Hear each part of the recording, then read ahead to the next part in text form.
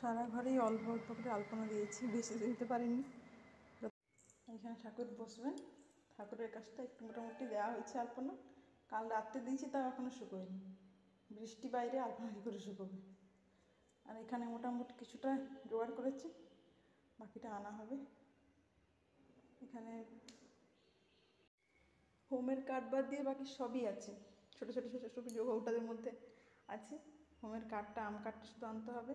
আর পঞ্চপল্লবের 2টো পল্লব বাকি আছে, ওই বট আর হচ্ছে পাকুড়, ওই 2টোই বাকি আছে।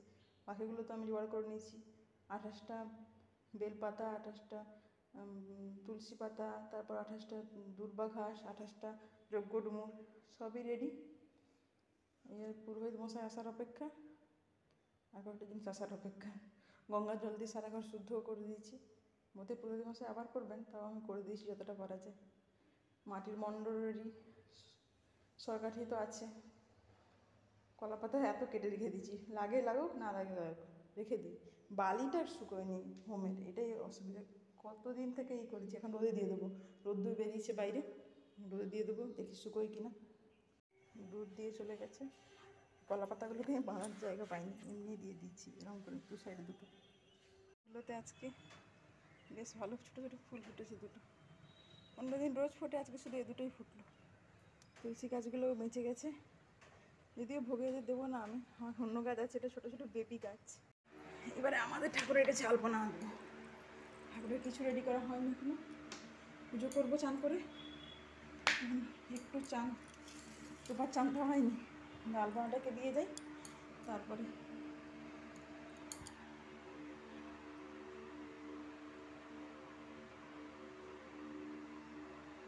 কিছুই ঠাকুরকে সাজানো তো হয়নি, নতুন আসছে বলে ঠাকুরের পর্দাও কিছু করা হয়নি এখন। জাস্ট ঠাকুরের পূজাটাই চলছে, আগে আগে নিশ্চয়ই হয়ে যাবে।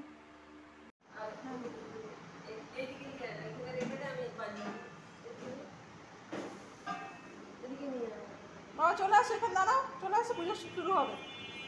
ওইটা কাঁসারটা এনে দাও, ঘন্টাটা, বাবা ঘন্টা এনে দাও।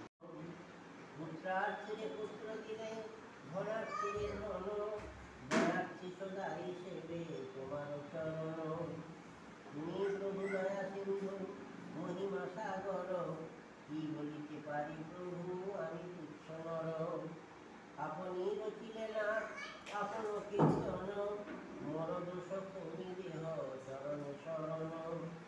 নায়কে কল্যাণে কর, গায়কে সুস্বর, আসন সহিতে সত্য পিলি দেহ বড়।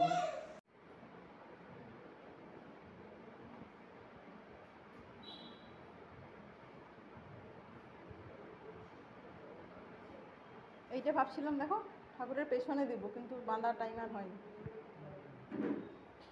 ভাবছিলাম আমি পেছনে এইটাতে বেঁধে দেবো, কিন্তু বাঁধার টাইম তো আর হয়নি।